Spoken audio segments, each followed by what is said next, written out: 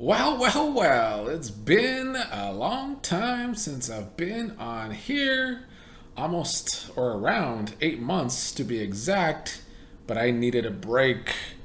I was burnt out. I did like over 900 videos in 3.5 years on this channel, and I just needed a little break. But with Big Brother around the corner, I thought we should fire it back up. But we are not talking about Big Brother today. Instead, we are talking about another reality show that I think is trying to get reality television back on the right track. And Peacock in general is trying to get reality television back on the right track. First with The Traitors, which had a good first season and an almost good second season. The first half of the second season was great. The second half was boring, thanks to a Big Brother alumni playing a terrible game. But today we're actually talking about Love Island and season 6 of Love Island, because this cast, I think the word for them is dynamic. It is a very dynamic cast, and they have people who I think are trying to give us good TV, but they also are forming real bonds with each other, real friendships with each other. I don't know if they're forming real relationships. I don't know if anybody on this show ever, has real relationships. You see, once these Love Island USA seasons end, nobody stays together. For long, anyway. But what I'm loving seeing some players embrace being a villain. And it is something that reality television has definitely been lacking for years now. Our villains back on our television. It has kind of been the Rob and Leah show, but that is because they have been giving us the drama, and they are the ones who I think are being villains. It started with Rob manipulating a situation with Leah, not the whole relationship with Leah. I don't think, honestly. They coupled up on day one, and they seemed to get along good. But when Andrea came in, it seemed to be lust at first sight for Rob, and he was not being very communicative with Leah like he said he would. And then he ended up choosing Andrea over Leah. But there was this emotional manipulation from Rob once they had that confrontation about what happened. Rob tried to play the victim, tried to act like Leah was the bad guy in the situation, and almost got away with it. But then you go a week later and the girls end up voting Andrea out of the game, which of course upset Rob. And it looked like Leah had her say in that. But then Leah told Rob that she took a back seat in that situation, which Liv disagreed with. And we'll get to Liv. She's my favorite person on the cast. But Leah has said herself that she's toxic. She at least recognizes herself as toxic, and she has been doing a lot of playing the game. Leah, who went kind of behind her supposed friend JaNa's back to go after Connor last round, when clearly, in my opinion, she's never had real interest in Connor, and in doing so kind of made herself and Connor the bad guy in that situation with JaNa, which was also very similar to the whole Rob situation with Leah. So it was very hypocritical from Leah in doing so.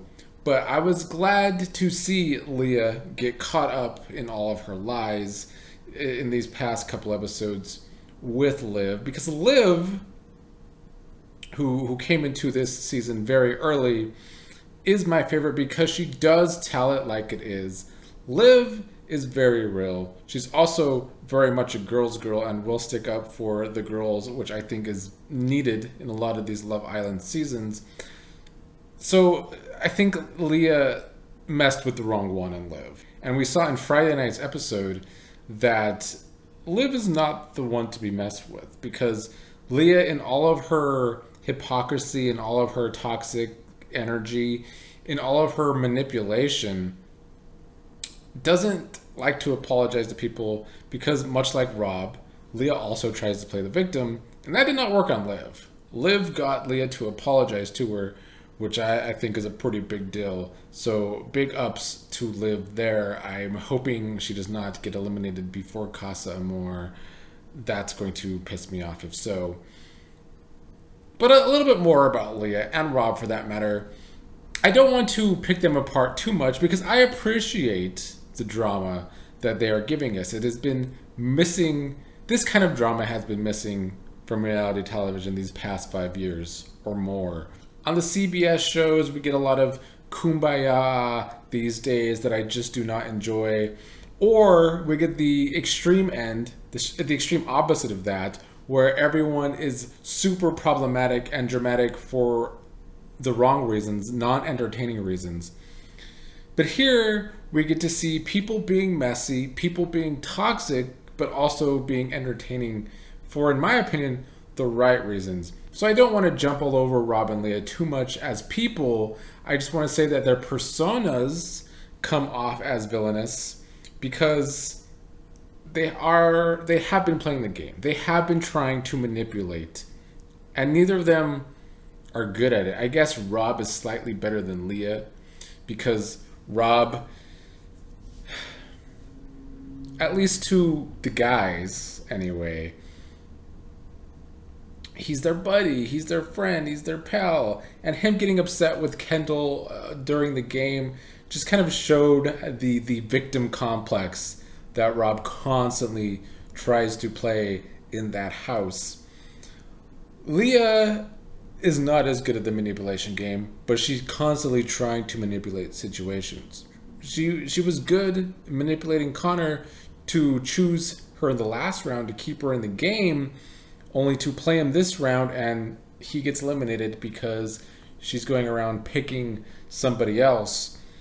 But she did too much lying. That's where Leah went wrong over these past couple episodes.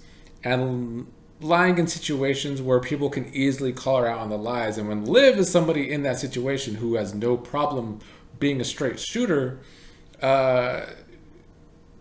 she kind of had a lot of egg on her face there. But I'm happy that I think both Rob and Leah have embraced these villain roles because it is a big part of why this season has been entertaining. Although for me, Liv is also a big part of why this season has been entertaining. I know a lot of people at the beginning thought Liv was this villain for trying to steal Rob away from Leah, and that was villainous at first. But I think, like I said, Liv just really is a straight shooter and not afraid of having arguments, which another big aspect of what makes good reality television. But it's not just those three. I think this cast in general, like I said at the beginning, very dynamic. You have someone like JaNa, who is so sweet. I love JaNa. She's probably my second favorite after Liv. I don't feel like this show has done a very good job of giving JaNa cast members who are not only interested in her, but entertaining. I feel like the only two people that were actually interested in her have been Coy and now, I guess, Kenny. But both Coy and Kenny have the personalities of a stick of gum. So I don't enjoy the people that JaNa has had to couple up with. But I definitely hope she makes it to Casa Amor and is able to explore that situation. Because I don't really like Kenny so far. I mean, I don't hate him, but I don't necessarily like him either. We also have Serena and Kordell. Kordell, another one of my faves. Definitely the sweetest guy in the house. I would go so far as to say that Kordell, for being the younger brother of Odell Beckham Jr., I think that has really humbled him as a person because, you know, Odell's so famous. He's also much younger than Odell.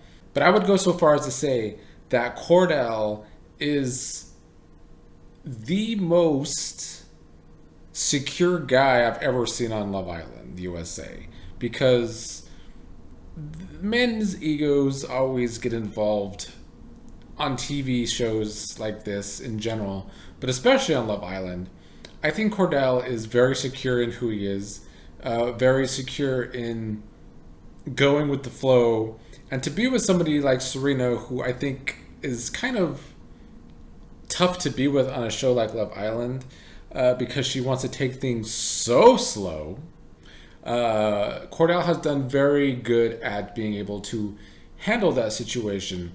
Now, as for Serena, a few episodes ago, I was annoyed with her when she, didn't. They did the whole dancing game where they had to choose if they wanted to stick with their partner or twist and maybe explore, and she chose twist while he didn't, and he looked very sad. I, of course, felt bad for him, which made me upset at Serena.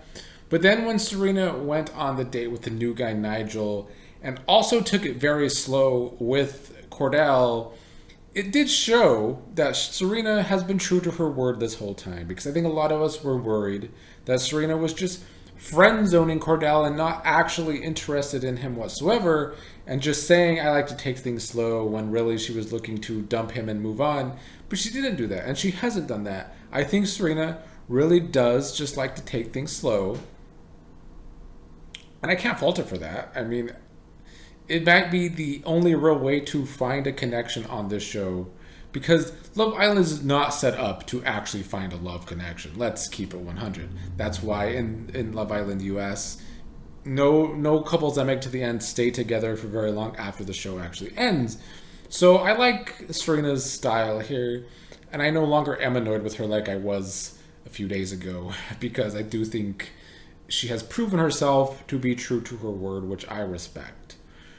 We then have just a few more people to go over, because I don't want to really go over everyone, because I don't care about everyone. I mean, Nigel's so new. I hope he and Liv work out for now, just because I want them to stay in the game.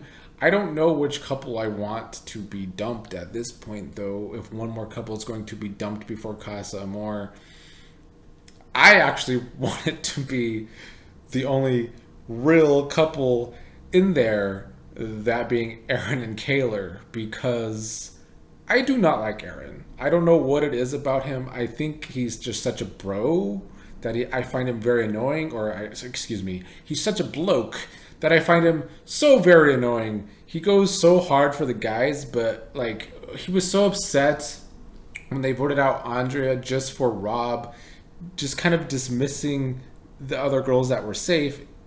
I don't know. That pissed me off the most, but I just don't like him in general. He really gets on my nerves. I usually find Brits very entertaining, but not him. But that's not actually the reason that I want them to be eliminated. I just don't want them to win. In a season this dramatic, I don't want the old ninnies on Facebook to vote this couple as winners, because Kaylor is a non-factor this entire season. A season this entertaining and ushering a hopeful new era of good reality TV does not need Aaron and Kaylor to win, because then that just shows that the public will vote for the supposed stable relationship, even though it's really just boring. At the end of the day, this is supposed to be a TV show. And at the end of the day, none of these couples are going to last when the season is over. I'm sorry. So let's at least give the win to somebody that brought some dynamics to the season, and Kaylor has brought nothing. Kaylor is a non-factor in this season. So boring, and they're not an entertaining couple whatsoever. So I'm sick of Aaron crying every elimination. I'm just sick of Aaron in general, but more importantly, I don't think Kaylor deserves to win this season. She's brought nothing to the season. Get her out of my face. Kendall and Nicole have been a good story. I would be okay with them winning. Maybe not the most dramatic thing, but Kendall's very likable, and Nicole has become very likable too. When Nicole first came on, I was pretty bored by her. I thought she was going to be a non-factor, but she's turned out to be a very good flirt, very entertaining flirt. The love triangle with Kendall, Miguel, and Nicole worked for me, with Kendall being very sad about it. He's a Cancer, a water sign that can be very much in their feelings. I thought Nicole was a hypocrite when she was all sad that Kendall wanted to explore his options with the game of twist or stick. But they all came full circle, and she chose Kendall in this latest elimination coupling, or recoupling. So I do like them as a couple. That leaves Miguel and Leah, who are just recoupled. I mean, all we've seen from them is a very not pleasing to watch makeout session between Leah and Miguel in this past episode. I, I guess, in my opinion, those two, if we're actually voting on who has the least amount in common with each other, the least amount of chemistry, I would vote those two out of the game. But Leah can't go. She is the drama. Miguel can go though. If they do the elimination like they did last time, where there's bottom couples and one guy goes and one girl goes. If Miguel goes, I wouldn't be too sad. If Nigel goes, I wouldn't be sad. If Kenny goes, I wouldn't be sad. I would be sad if Kendall goes. I don't know who will be eliminated from the guys or the girls. The girls are harder for me. Most of the guys can go. Aaron going would be the best thing, but it's probably not going to happen. Let's keep it real. Kayla going would be the actual best thing of the women. She's the only woman I want to see go because she brings nothing to the season as far as the dynamic of the season goes, because everyone else is so entertaining and she's not. I hope Liv is not in trouble if she's at the bottom, which I think she could be. I don't know. It's going to be a tough elimination coming up Sunday night. We'll see how y'all voted. You usually get it wrong, America. But look at what we have to vote for and other things. We just don't know how to vote anymore as a country because, it's a joke as a country. Anyway, let me get off of my diatribe here. It's good to be back on YouTube. Gonna start kicking things up again with Big Brother right around the corner. I also have one of my own original shows coming back, Online Survival 4, coming soon. I'll probably talk a little bit more Love Island these next few weeks as well as that winds down. We're at the midway point almost, I think. So yeah, I hope y'all, if you haven't checked out Love Island Season 6 yet, you should. It is ushering in some very entertaining reality television that has been missing these last 5 years.